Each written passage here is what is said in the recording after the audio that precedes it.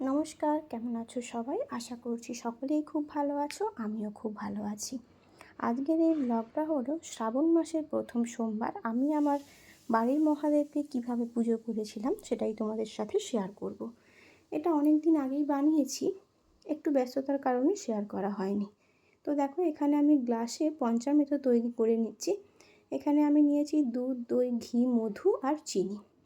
এরপর আমি মহাদেবকে একটা পাত্রের মধ্যে নামিয়ে একটু ঘি আর মধু মাখিয়ে নেব। তারপরে ওই পঞ্চামৃত দিয়ে খুব ভালোভাবে স্নান করিয়ে নেব।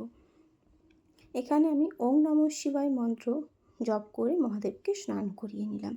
এরপর দেখো, একটা পাত্রে গঙ্গা জল আর এক টুকরো কর্পূর নিয়ে নিয়েছি। এটা আমি দিয়ে মহাদেবকে স্নান করিয়ে নিচ্ছি। এই সময় আমি মহামৃত্যুঞ্জয় মন্ত্র জপ করেছি। তোমরা চাইলে ওম নমঃ শিবায় দিয়েও করতে পারো, কোনো অসুবিধা নেই। এরপর আমি একটি ঘিয়ের প্রদীপ জ্বালিয়ে নিচ্ছি। বলা হয় সোমবারে একটি করে ঘিয়ের প্রদীপ জ্বালালে নাকি খুবই ভালো। এরপর দেখো, আমি আমার বাড়ির গাছেরই 7টা বেলপাতা, শ্বেত আকন্দ, সাদা ফুল, অপরাজিতা, দূর্বা এই সমস্ত দিয়ে মহাদেবকে খুব সুন্দরভাবে সাজিয়ে নিলাম। আর দিয়েছি আতপ চাল আর গোটা জব, এছাড়াও একটি গোটা ফল দিয়েছি। আর দিচ্ছি মহাদেবকে সিদ্ধি পাতা আর একটি নতুন পই থেকে আমি গঙ্গা জলে শুদ্ধ করে নিয়েছি।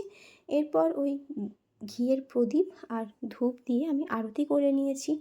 তারপরে এক টুকরো কর্পূর দিয়ে আমি আরতি করে নিচ্ছি।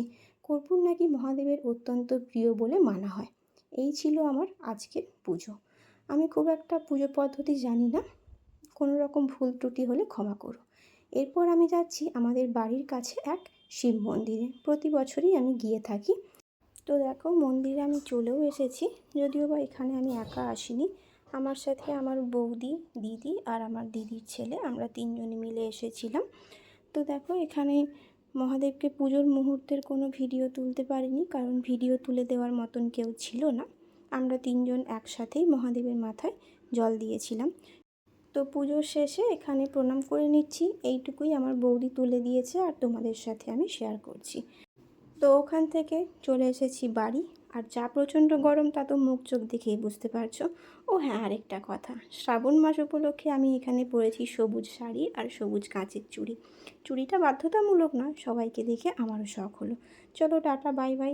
আজকের মতো এইটুকুই। সবাইকে অসংখ্য ধন্যবাদ।